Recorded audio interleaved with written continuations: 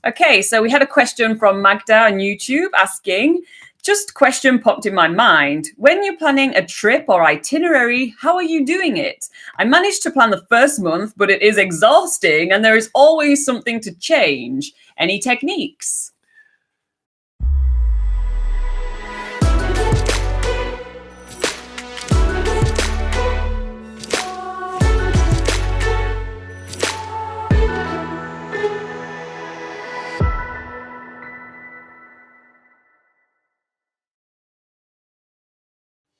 All right, so yeah, that's true. I mean, planning a trip is quite. It can be quite chaos. Can be quite daunting. It can be quite chaos. It can be quite hard. And usually, I'm in charge between the two of us. I'm usually in charge of planning the trip. Let's be honest. Laura kind of like to dilly-dally and go with the flow, and I'm more like I'm planning everything. Yeah. And to be fair, it does come to us a bit easier because now we know the country like the back of our hands. Honestly, we just actually I didn't know I had something. That's funny, right? And you're cringing at me before. So it's pretty easy for us to plan the trip around New Zealand. But I kind of gonna come to you with a few tips on how I usually kind of go about it. And obviously, we very often usually plan a bit shorter trips now, so about 2 weeks, 3 weeks, 1 month, and that's about it. But we also planned New Zealand's biggest gap year, where we actually did challenge ourselves to do 365 activities in New Zealand in 365 days. And to be able to do that much, I actually had to plan an entire year day by day. And you always need to have a bit of flexibility around because you need to be able to change things because when you travel, things go nuts and poop hits the fan very often. But here's usually what I kind of consider, right? So this is what New Zealand looks like. The first thing that I take in consideration is how long do you have? Not everybody has the same amount of time. Some people come here in New Zealand with a working holiday visa. This allows them to work and travel for up to 12 months around the country. At that point, you definitely have a huge amount of time and you can place stuff everywhere.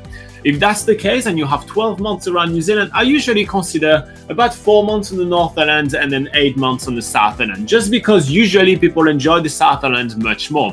I also usually pick a couple of areas which are close to places that I really want to visit, and then I'm going to place my few dots right here, right there, which is where I'm going to end up going to work. And so I usually always try to avoid the big areas where there's a lot of people like Auckland, Tauranga, Wellington, and I try to find work in other areas because usually they're more central, as well as there are also more chances to get jobs. Yes, there are less job opportunities, but there is also much less applicants. So the ratio of having 2 jobs available and 10 people applying, it's pretty good compared to 2 jobs, to 5 jobs available and 200 people applying, which is what happens when you go in bigger cities. So the length of time. If you only have a couple of weeks, then I'm like, okay, how long do I, what do I want to do? I may not want to be doing, 4,000 kilometers in 12 days. That may be a little bit too much driving for me. So I kind of consider how long do I have. So usually our take is if you have under 14 days, you do 1 or 2 islands. If you have above 14 days, you can do 2 islands. If you want to do more, you can, but that will involve much more driving.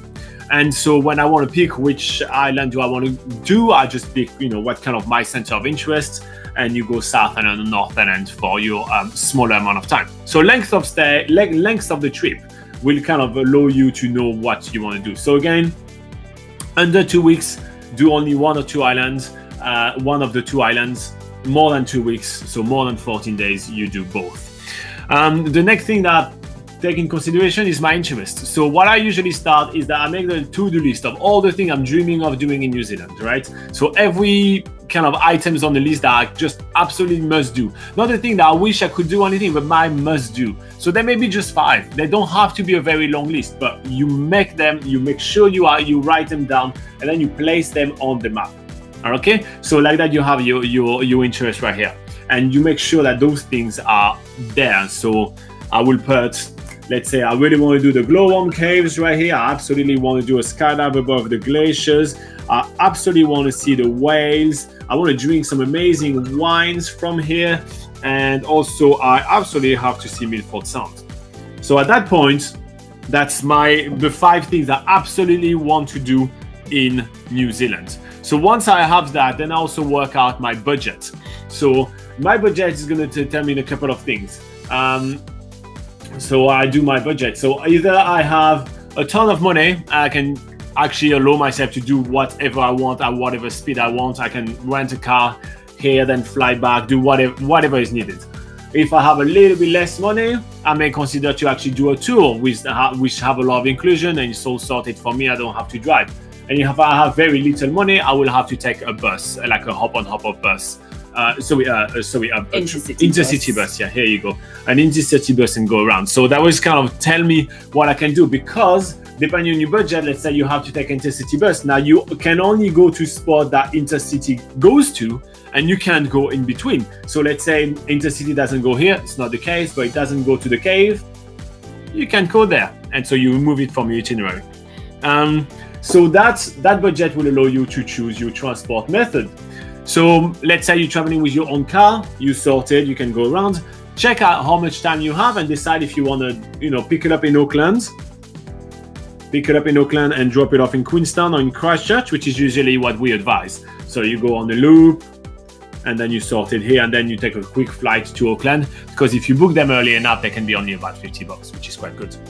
The flights can be about $50? Yes, the flight can be only about $50. Yeah. Thanks, Sue, for making sure that I'm still very clear.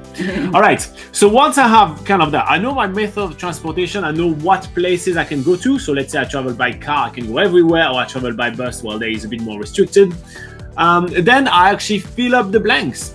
So I'm like, okay, let's say for this case scenario right here, I have 1 month to go both islands, right?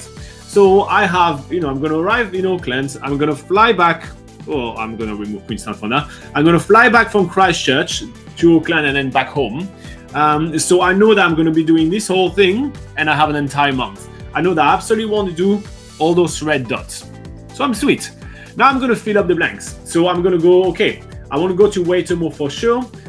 What is there between Auckland and Waitomo? Well, okay, there is Hobbiton right here. It's pretty famous. It's really well known. So may as well put a dot right here.